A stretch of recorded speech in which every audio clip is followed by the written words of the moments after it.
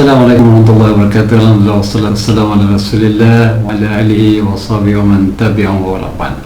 Maka anak-anak yang dikasih sekalian, apa khabar PKP, apa tugasan yang dibuat, ya, apa aktiviti yang dilakukan di rumah masing-masing. Jadi kami harapkan semuanya berada dalam keadaan sihat walafiat dan menggunakan sepenuhnya yang masa PKP ini untuk melakukan aktiviti-aktiviti yang bermanfaat, insya-Allah. Abi diamanahkan oleh Sekretariat FIFA, ya, untuk membuat video ini, iaitu tentang mukaddimah ataupun pengenalan kepada ilmu usul fiqh. Jadi dalam tempoh 15 minit ini saya akan kongsikan beberapa perkara yang berkaitan dengan ilmu usul fiqh. Jadi tidak boleh pergi detail lah sebab masa yang diberikan adalah sangat terhad. Biasanya ini satu semester mengajar usul fiqh, ya. Tapi ini dalam 15 minit nak ceritakan tentang serba ringkas apakah ilmu usul fiqh itu dan beberapa perkara yang berkaitan dengan usul fiqh lah.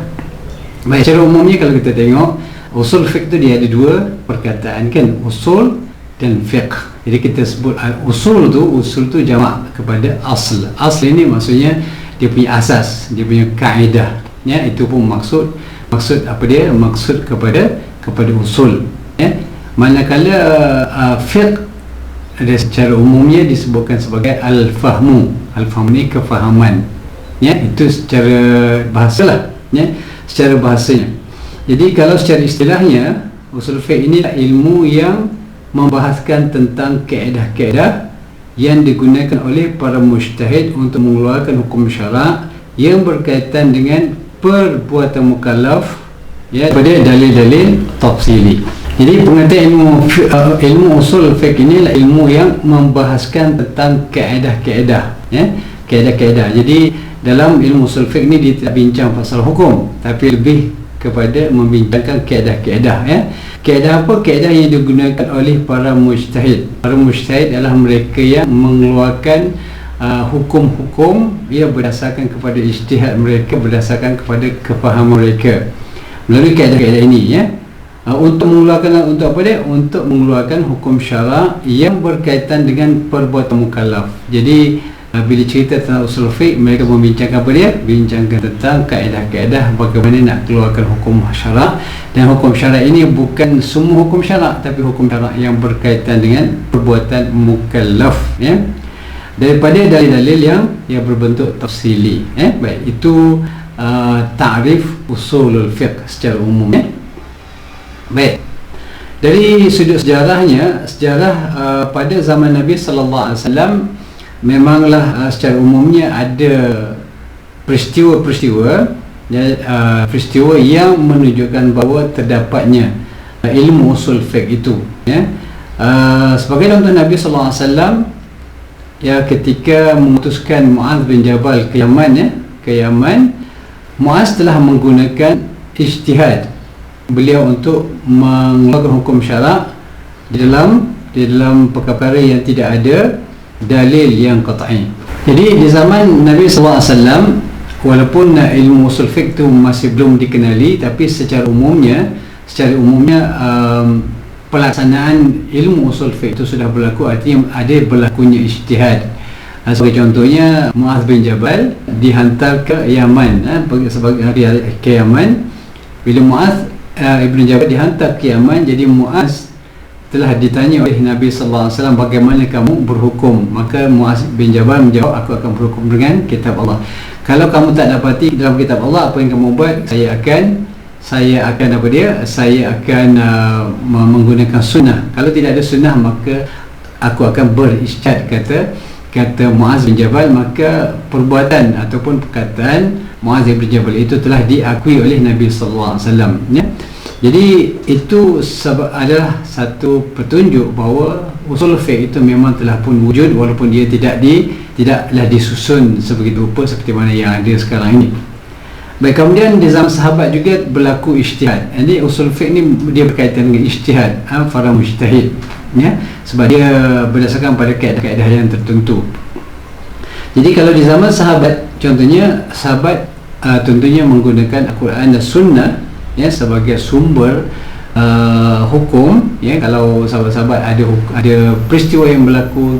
Jadi pertamanya, bila ada satu peristiwa yang berlaku, maka sahabat akan pergi mencari dalilnya daripada Al-Quran. Kalau tak ada dalam Al-Quran, mereka akan pergi kepada sunnah, dan kalau tidak ada dalam sunnah, maka mereka akan berijtihad.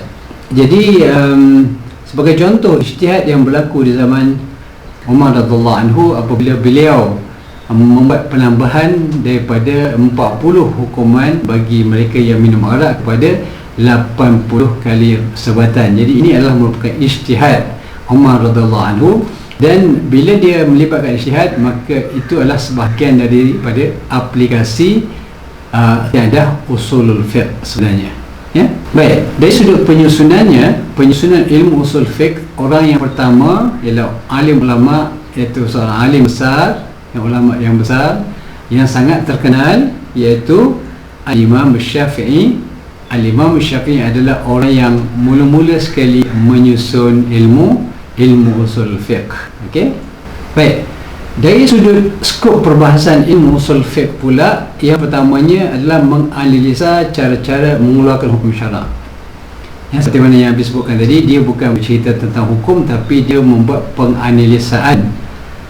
analisa kaedah-kaedah bagaimana caranya untuk mengeluarkan hukum hakam. Itu yang pertama. Yang keduanya membicarakan dan membahaskan kaedah-kaedah hukum syarak yang umum. Ini pun juga di antara skop perbincangan ilmu usul fiqh. Baik, seterusnya faedah. Apa faedah kita mempelajari ilmu usul fiqh? Antaranya ialah untuk mengetahui cara dan bagaimana ulama dan mujtahid mengeluarkan hukum dan menggunakan ilmu usul fiqh dalam menetap hukum bagi satu masalah. Jadi bila kita belajar ilmu usul fiqh ni, sebenarnya kita dapat mengetahui bagaimana kaedah-kaedah dan cara, metod atau metodologi yang digunakan oleh para mujtahid dalam mengeluarkan satu-satu hukum. Jadi itu perkara yang berkaitan dengan faedah ilmu usul fiqh. Baik, seterusnya faedah ilmu usul fiqh ialah kita dapat membezakan di antara dalil-dalil yang sahih dan juga dalil-dalil yang tidak sahih. Maksudnya apabila satu-satu peristiwa itu berlaku dan kita mengeluarkan hukum, maka kita akan mengkaji apakah dalil-dalil yang digunakan. Dari situ juga kita akan dapat melalui kajian, ya, melalui penelitian, maka kita dapat membezakan. Dengan ilmu usul fiqh ini kita dapat membezakan apakah dalil-dalil yang digunakan itu dalil-dalil yang yang bagus, yang baik, ataupun yang tepat, yang sahih, ataupun dalil-dalil yang tidak sahih. Yang seterusnya ialah untuk memudahkan pada mujtahid melakukan ijtihad dia, sebab ilmu usul fiqh ini adalah ilmu yang sangat penting. Ya, kalau seorang yang mujtahid, dia tidak boleh jadi seorang mujtahid kalau dia tidak mahir dan menjadi orang yang pakar dalam bidang usul fiqh. Ya, jadi kalau tidak tahu usul fiqh, maka tidak boleh jadi mujtahid. Begitu juga untuk mengetahui kaedah mengeluarkan fatwa. Ini pun juga di antara perkara yang dibincang dalam ilmu usul fiqh. Artinya maknanya dalam usul fiqh, bila kita belajar, kita akan tahu kaedah-kaedah macam mana fatwa itu dikeluarkan, dan juga kita juga akan mengetahui apakah syarat-syarat seorang mufti. Sebelum dikeluarkan fatwa, dia perlu memiliki syarat-syarat tertentu, dan ini pun dibincang dalam ilmu usul fiqh.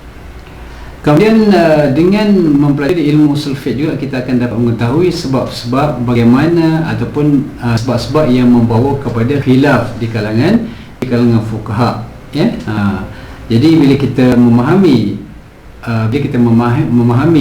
sebab-sebab itu, maka kita tidaklah menjadi orang-orang yang ta'assub. Ini dengan ta'assub dengan apa yang kita pegang. Contohnya kita tahu ada khilaf dalam membaca Fatihah contohnya, atau membaca basmalah contohnya dalam semayang.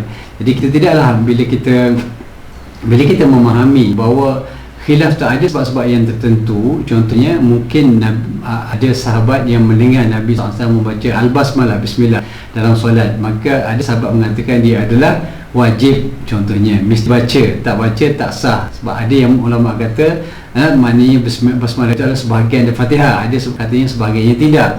Jadi kita mengetahui, bila kita mengetahui, maka dia boleh menjauhkan kita daripada bersikap ta'assub, bersikap ta'assub.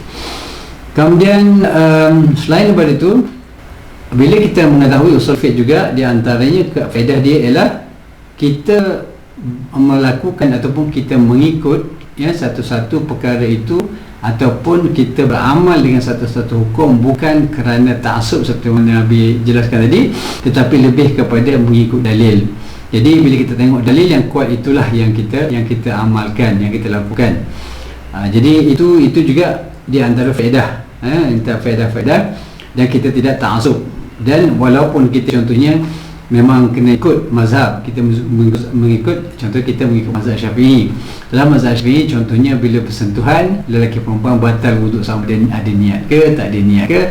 Tapi dalam mazhab Hanafi contohnya tidak membatalkan wuduk. Jadi bila kita faham melalui keadaan usul fiqh ini bahawa perselisihan pendapat itu adalah satu perkara yang biasa bagi para mujtahid, maka kita boleh menerima. Maka kita tidak akan mengatakan, oh ini mazhab Hanafi ni tak betul, yang betul adalah mazhab Syafi'i sahaja.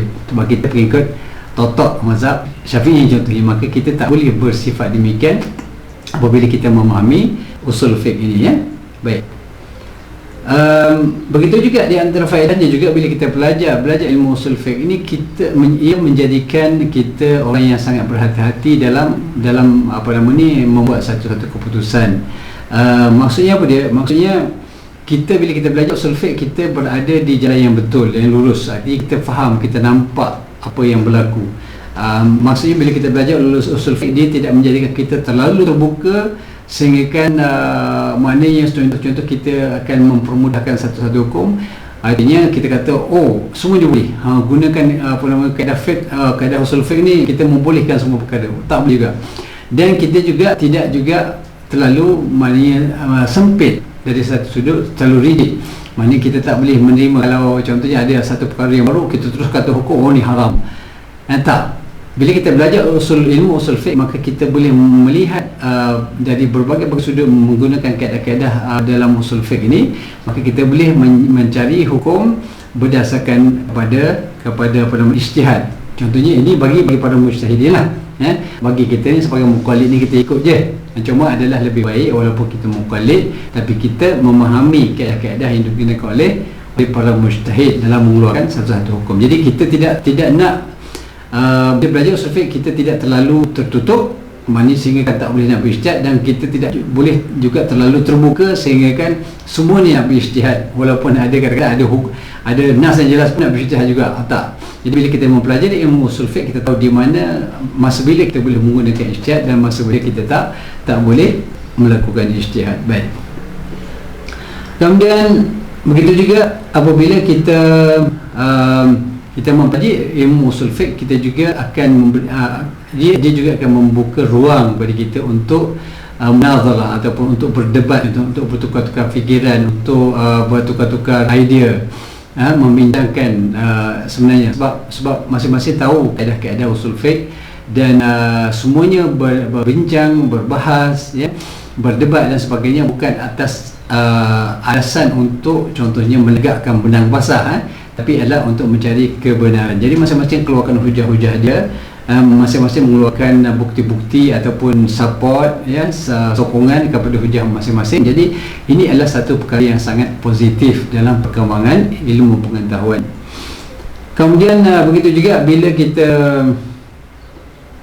belajar ilmu usul fiqh ini, kita dapat memahami bahawa terdapat satu unsur yang penting dalam syariah, itu disebutkan sebagai samahah. Maknanya samahah ni artinya toleransi. Maknanya dalam hukum ni dia ada sifat-sifat toleransi dia, artinya ada flexibility.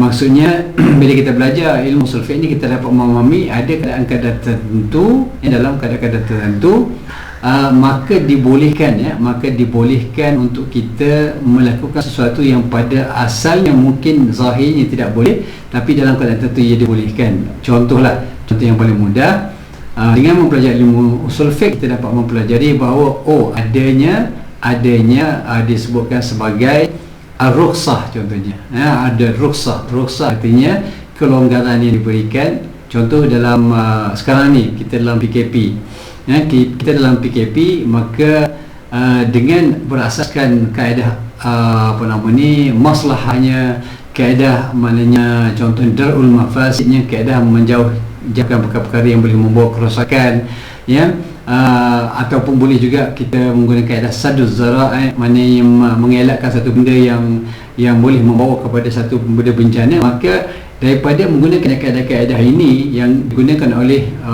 para mujtahid, ya, untuk menentukan hukum, apakah hukumnya kalau sekarang dalam keadaan PKP kita tak boleh keluar, apa hukumnya kalau kita tidak pergi solat Jumaat, dihalang untuk solat Jumaat, dan dihalang daripada contoh pergi haji, dihalang daripada umrah dan sebagainya. Jadi dengan adanya ilmu usul fiqh ini menjadikan kita orang yang faham tentang kedudukan syariah itu, dan syariah itu tidaklah terlalu strict sebenarnya, dan dia ada flexibility di sana, dia ada toleransi di sana. Maknanya dengan itu kita dapat melihat keindahan dan kecantikan Islam itu kalau kita belajar ilmu usul fiqh. Jadi kalau tidak, kalau kita tak faham ilmu usul fiqh, maka kita kata kita akan marah, kita akan memberontak, kenapa ini tagut, Allah, contohnya, ini sesat, ini apa, nak tutup masjid apa semua sekali, ini semua kerja kafir ni. Jadi kalau itu berlaku, maka dia disebabkan oleh ketidakfahaman kita kepada kaedah-kaedah usul fiqh tadi. Jadi sebab itulah sangat penting untuk kita mempelajari ilmu usul fiqh supaya kita dapat melihat satu perkara itu dengan neraca yang betul, dengan kacamata yang tepat, maksudnya dengan menggunakan kaedah-kaedah yang benar dan betul, tidak boleh mengikut perasaan semata-mata. Baik, jadi dari sudut dalam usul fiqh juga dibincangkan tentang adillah syar'iyah. Dalam usul fiqh ini dibincang juga adillah syar'iyah, iaitu dalil-dalil yang diguna pakai dalam menentukan satu-satu hukum dalam hukum syarak, dalam agama, menentukan hukum-hukum yang dalam agama. Dia ada dua bahagian. Yang pertamanya al-adillah al-muttafaq alaiha, dalil-dalil yang disepakati oleh semua ulama, maknanya ijma' ulama bersepakat, ada ijma', ada sepakatan ulama bahawa dalil-dalil ini semuanya diterima oleh para ulama, tidak ada khilaf. Yang kita tahu kitab, sunnah, ijma' dan qiyas, ada 4 dalil yang dipanggil adillah al-muttafaq alaiha, dalil-dalil yang disepakati oleh ulama, iaitu Quran, sunnah, ijma' dan qiyas. Manakala kita ada dalil-dalil yang mukhtalaf alaiha, artinya para ulama tidak semuanya bersetuju menjadikan dalil yang mukhtalaf alaiha ini sebagai dalil yang boleh digunakan pakai untuk mengeluarkan hukum. Di antaranya apa dia? Di antaranya al-istishab, kemudian kita ada al-istihsan, ada masalih al-mursalah. Ini di antara dalil-dalil yang tidak disepakati oleh. Dan ada kita beberapa dalil yang lain, huruf dan sebagainya.